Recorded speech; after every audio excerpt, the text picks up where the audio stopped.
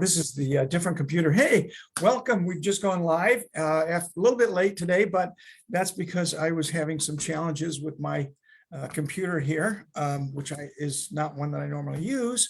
So, but here we are. And today I'm here with Eric Graham, the other deal doctor for 5-Star. And we're going to talk a little bit about common misconceptions. So, Eric, give us some common misconceptions to get us started here today. Well, there's quite a few of them, but we're going to start with some basic ones. And one that I have is when buyers or when listing agents or buyer's agents create an addendum to the purchase agreement. One of the misconceptions that we hear is that, well, someone created an addendum, now it opens up the contract for us to renegotiate anything or to now terminate. Right. And we have to be very careful about when that addendum is, because for an inspections, if we create an addendum or a repair addendum and we send it over, we have a timeline that all of a sudden that the seller has so many days to respond. And if they don't, or if they do, then the buyer has a time frame that they can then legally and lawfully terminate according to the purchase agreement. But a lot of times someone will say, well, someone all of a sudden just drafted a new addendum out of the blue, and now the buyer is asking for the seller to pay $2,000 in closing costs. Well, since they asked that, the buyers now want to terminate. And that's not the case. It's a misconception. So we need to be very careful of when the addendum is being drafted and what is that addendum pertaining to, because there may be a lawful reason to be able to grant one party to terminate, and there may not be. So it really depends on the language of the purchase agreement. Well, and I would like to, let's spend a bit more time with that. It depends too on the purchase agreement that you're using. For example, West Michigan Regional Purchase Agreement expressly states in paragraph 15 that if the buyer submits an addendum requiring repairs or concessions of the seller as a result of inspections, the seller has the right to terminate the contract. It doesn't say that in any of the other paragraphs, whether it's about title work or well and septic inspection, for example, survey, none of that. That language is more consistent with what you just described, Eric, which is if there's a problem, the buyer can make a proposal. The seller then has a period of time in which they can respond to that proposal and say, hey, I'm not going to fix it. I don't care if the title work is a problem, or I don't care if the septic's bad. Either you accept the property as it is and move toward closing, or you terminate the deal. The other thing, and we'll find too with, for example, the G-Car contract does not give permission to the seller to terminate a contract if the buyer submits an inspection regarding an addendum regarding inspections. It again gives the seller the opportunity to reject that proposal, and then the buyer can either continue on with the contract and close or terminate the contract. So with that particular notion, we have to be very careful about what contracts we're using and what paragraphs within those contracts you're referring to. Would you agree? Yeah, it's all based on the language. So Yeah. again, when you're calling the deal doctors, our number one question is, well, what purchase agreement are you using? Yeah. Because it's going to, our answers will then reflect accordingly based on which one you're using. Yeah. And one of the things that I like to use as an illustration is if I was a buyer, if I'm a buyer and I'm 5 days before the closing, I fill out an addendum that says I want the seller to leave the John Deere tractor and the the pool equipment or whatever, the patio furniture, whatever it is. I have a whole list of things that I want the seller to leave. Does that give the seller the right to terminate the contract? No, it gives the seller the right to say, go away, no, or something else. But it doesn't give the seller the right to terminate the contract. It doesn't open up the contract for negotiations and termination. So moving on, how about another one? Another great topic, earned commissions. Oh, yeah. So, That's So- what we get a lot. yeah, so here's an example. I represent a buyer and I give a full offer, no contingencies. It's a great offer. And the seller looks at it and goes, no, I'm not going to accept it. Or they don't even acknowledge you and they ignore you. And now we have an irate buyer who feels, well, wait a minute, I gave them everything they wanted. I had a ready and willing and able buyer. I'm now entitled to a commission. Good luck with that. Let us know how that works out. Yeah, it's not going to happen. There's discussion about this. Does the buyer's agent and buyer's broker, let's be clear about that. Does the buyer's broker, are they in a position of being a third-party beneficiary? From a legal standpoint, the answer might be yes. But in order to do that, the broker is going to have to sue the listing broker for a commission or potentially the seller. So all of a sudden, we're going to be in a court of law spending a bunch of money for a commission that might be $5, $15, $10,000. How do you think that's going to work out? And here's the other issue.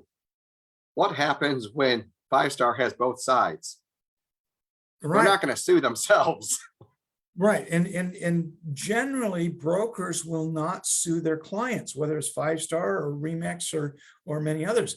Brokers generally, it's really bad form for a broker to sue their own client, because now you start to say, well, wait a minute, isn't the broker working in the client's fiduciary well-being?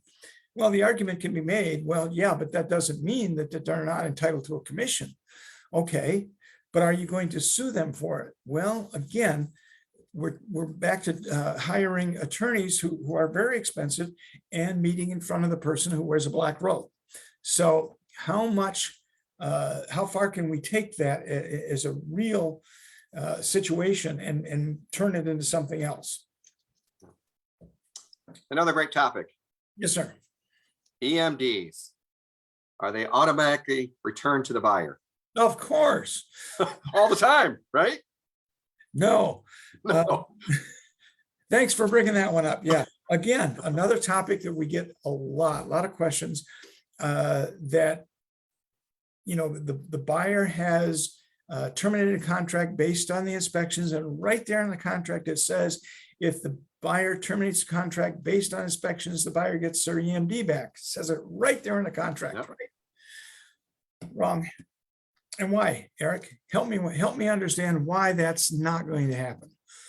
Well, because escrow law states that if there's a dispute between both parties and there's not an agreement between both parties, then that money has to just sit in a escrow account. No one can touch it. We can't release it. Only a court or a judgment can release those funds.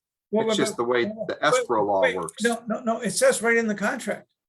Doesn't matter what the contract says. When it comes to escrow law, it's a different animal. It takes a precedence over what's written in there. So escrow even if we write in there that the darn thing is supposed to be non-refundable. Oh, wait. You're putting another twist on it. I am. Okay, let's causing go. trouble. We just turned the blinker on. We're turning right. Let's go down that road. So even if the EMD says it's a non-refundable EMD and the other party balks and they disagree, we can't do anything with that money. Now they have to go to court and they're going to have to get a judgment for this. Now, it should be a very easy judgment because we've already spelled out the parameters. EMD is going to be non-refundable. So we would hope that a judge would rule in the favor of having that language in there as a non-refundable EMD. Mm-hmm. But sometimes you never know what judges are going to do. Okay, well, so if it says non-refundable, that Earnest posit is non-refundable, under what conditions? That could be the other issue. Help me with We might want to start spelling out when that is to be released, and maybe that money should truly be released long before closing. to avoid a dispute. Oh, is that possible? Is Yes, that, it is possible. so let's pretend. And number two, I'd like to add that maybe we should stop calling it a non-refundable EMD and call it a non-refundable transaction fee to avoid the language of EMD barriers. Right. Now, Pat Drucke said that he thought that that was a really good idea when I ran it by him, and he thought, well, it's something for us to explore, I think. Yeah. Well, and what does he know? He's only an attorney. Right. He's always an attorney. He's a very good attorney, by the way. So, but this issue of non-refundable earnest deposits comes up a lot. And the problem that we face with that, the challenge we face with that very often is it's not clear under what conditions it's non-refundable. For example, is it non-refundable for any reason at all? Well, what if the seller torpedoes their own transaction? Is it refundable then? Or wait a minute, if the seller is in breach of contract, if it just says the EMD is non-refundable, well, it doesn't specify if it's through no fault of the buyer, right? That would be the key term. Again, defining the parameters of when that EMD would become non-refundable.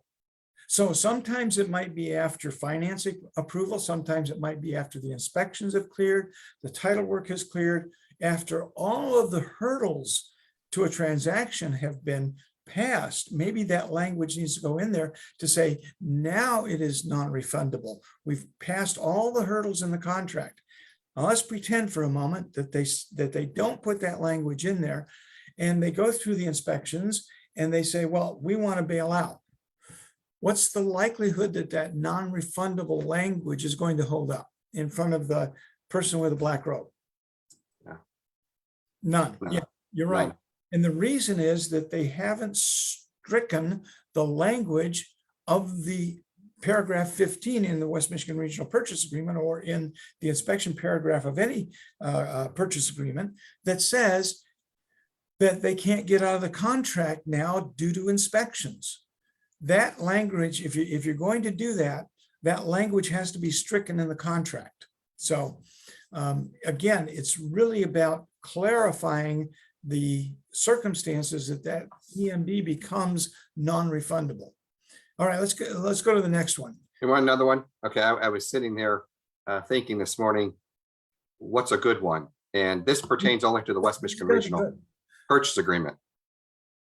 And the notion is, at the very bottom of the West Michigan Regional Purchase Agreement, there in section 36 and 37, there are acknowledgements. Now, with these acknowledgements, normally a purchase agreement is drafted, the buyer signs it, sends it over to the seller, and the seller likes it. They check the box in 31 that says the above offer is approved as is. And guess what? The seller comes down to section 35 and says seller's approval and acknowledgement. They sign it, and the contract is now executed. Now, in 36 and 37, under a scenario where the purchase agreement is accepted as is, there are additional lines for people to sign for acknowledgement. Keep in mind, those are only acknowledgement. You don't need those after the purchase agreement has been fully executed.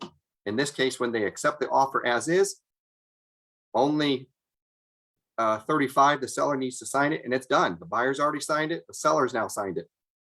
36 and 37 is language in there to ensure that the client, or in this case, the agent, has provided their client a full set of executed documents.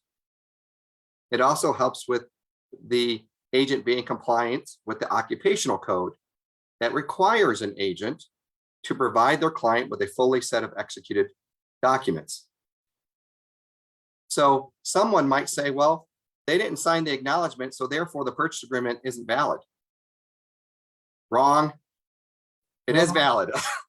And I'm going to give a little bit of historical perspective. Now, I don't mean to suggest that I'm old enough to have experienced horse and buggy days, but I've heard stories. Very close. from near relatives that are older. So it goes back to when in the horse and buggy days, when the real estate agent would knock on a door of a farmer and say, "Hey, do you want to sell the farm?" And he says, "Sure, for this price." And the real estate agent gets back in the horse and buggy and rides down the road. And finally, after several months, he finds somebody to buy it.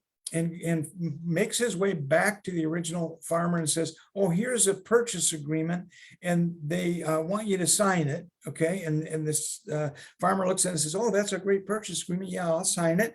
And so then, in order to make sure that they have a fully enforced, fully executed agreement, the agent has to go back in the horse and buggy, clop, clop, clop, clop, clop, to the other person who wrote the offer like 5 months ago and get their signature. And under law, initially, years ago, that was the process to make the contract enforceable.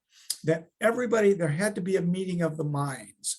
And that meeting of the minds was not in place until both parties had acknowledged that there had been an acceptance. However, the nature of our business changed with the speed of communications and interaction. And court precedent has held now in the last 25 years that you don't need that acknowledgement in order to make the contract enforceable. It is enforceable, as Eric said, once you have a meeting of the minds where they have signed the contract. The acknowledgement, sometimes mortgage people will want it. And I don't fight that battle, I just get it for them.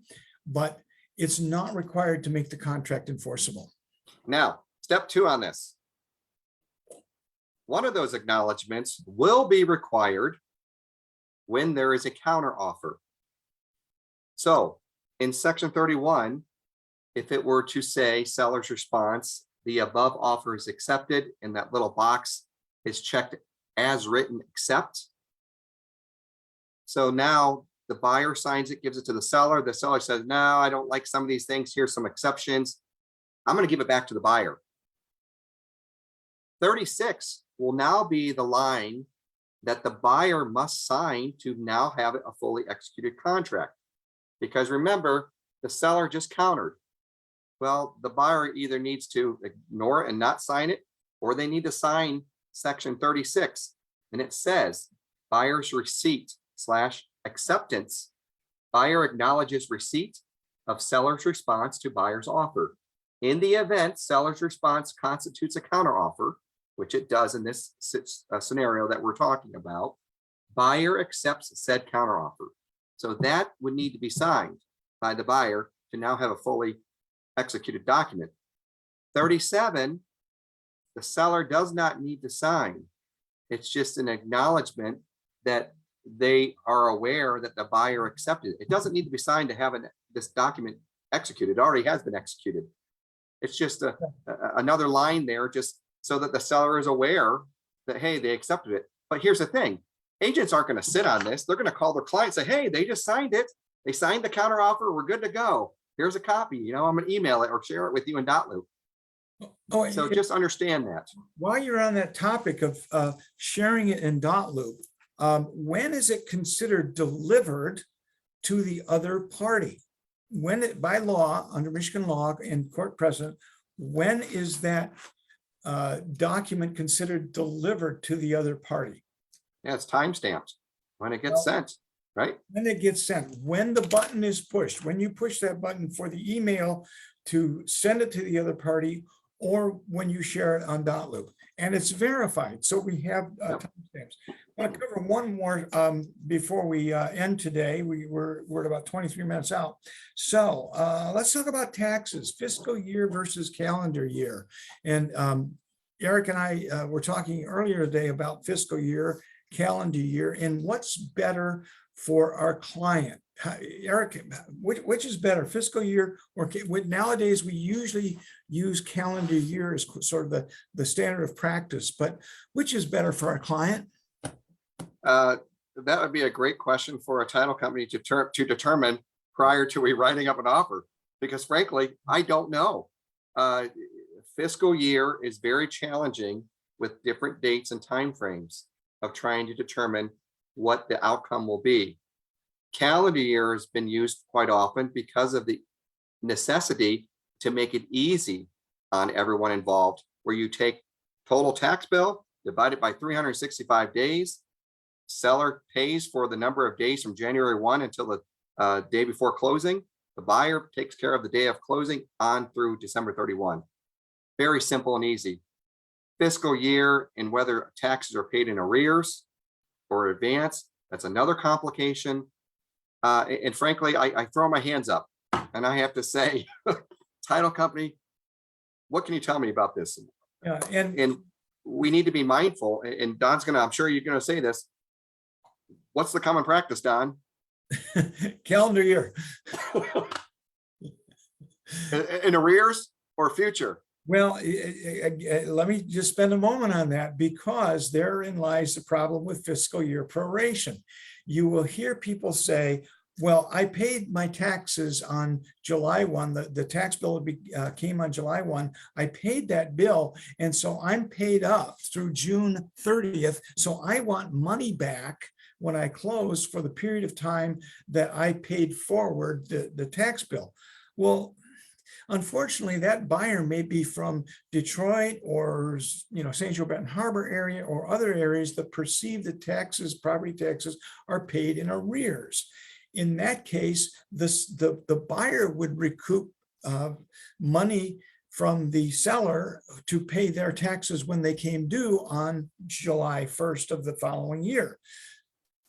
If your head isn't exploding already, trust me, when you start to then try to figure out where fiscal year due dates are based on the fiscal year that might start on March 1st or September 1st, it's a mess. And you really want to try to avoid getting into that unless your client says, hey, I want to do fiscal year proration because I believe that I paid my taxes through July. The other problem you run into is people will say, well, my bill isn't due, my December bill isn't due to be paid until February or in the summer, September. And what's our response to that, Eric? Well, there are levy dates for taxes, and the title companies will use the levy date, and that is going to be July 1st for summer, December 1st for winter. Those are the time frames that they're using now. Keep in mind the levy date and when someone can actually pay a tax. So for example, July 1st levy date is when they're due, but there is a grace period, normally about 2.5 months, that a township will give you. So all of July, all of August. So September 14 would be the very end date that someone does have the luxury of paying. But when it comes to calculating calendar year or fiscal year taxes, we're going based on the levy date, July 1 and December 1. And then there's a formula that the title companies will use to understand what is owed by the seller and what is owed by the buyer for taxes. It is quite complicated. And we hope that, when you reach out to title companies, they can help guide you and help you better understand what the taxes might be.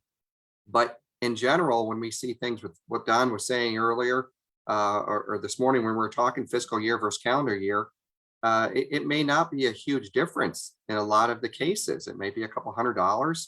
And is that worth it in the scheme of, a couple $100,000 transaction? It just means that the title companies have to do a lot more calculating, and I can guarantee you the client won't understand how it was calculated, and neither will you. Yeah, it is extremely confusing. And I think that managing expectations comes into play here, where agents can explain and try to educate their buyers or sellers that let's keep our eye on the big picture. Keep your eye on the sales price of the house, not on the little stuff, which might be a $200, $300, $400 difference between fiscal year proration and calendar year proration. Generally, that's about the maximum differences there are, unless, as I said before, a seller believes that they paid forward a half a year's, on a $5,000 tax bill. They might be thinking that they're owed $2,500. Well, again, let's get back to managing their expectations and explaining to them that calendar year proration is the standard of practice today, because the other one is not only confusing, but has resulted in a lot of lawsuits over the course of time. So we're at about almost 1:30. So I want to just really quickly ask if there are any questions out there, please post them. If you want to post them later, we'll answer them as quickly as we can. Any final thoughts, Eric? No, it's just that you can always take time to understand the taxes. I mean, there are, you can talk to your local title company. It's a lot easier to understand calendar year prorations, especially if taxes are paid in advance. That's a very basic process to understand what people are going to owe. It's anytime you're dealing with fiscal year, and if people want to do prorations, you may want to have them reach out to their title company to understand the differences before you even write the offer up. If it's a contention and you might get burned later, and someone comes after you and says, well, hey, I think I got shorted $1,500, $2,000, $2,500, $5,000. You might be on the hook as an agent, but if you tell them, hey, look, before we write this up, you really should probably talk to a title company real quick and ask them. Yeah. And finally, just really quickly, as far as misconceptions go, there are a lot of them out there, whether it's about taxes or what an addendum will do or allow the other party to do, and the things we've talked about today. And we're escalation clauses, which we didn't get to, whether they can ratchet up once or multiple times. Come on. Yeah, escalation clauses is going to be a whole live stream by itself. But anyway, there are a lot of misconceptions out there. Read your contracts, understand your contracts. If you have questions, that's what we're here for. We'll help you sort through them. If we can't come up with the answer, a right answer, then we're going to take it to people like Pat Drucke and Gail Anderson, who are there waiting for our call. I'm pretty sure they wait every day just for us to call them. But sure, yeah. For us as a resource and tremendous resources, they're two of the best real estate attorneys in Michigan. So yes, they are. With that, we're here to help. And any questions, post them, and we will see you next week. Thanks, Eric. And thank you, Don. good night. Goodbye. Thank you, 5-star. Take care.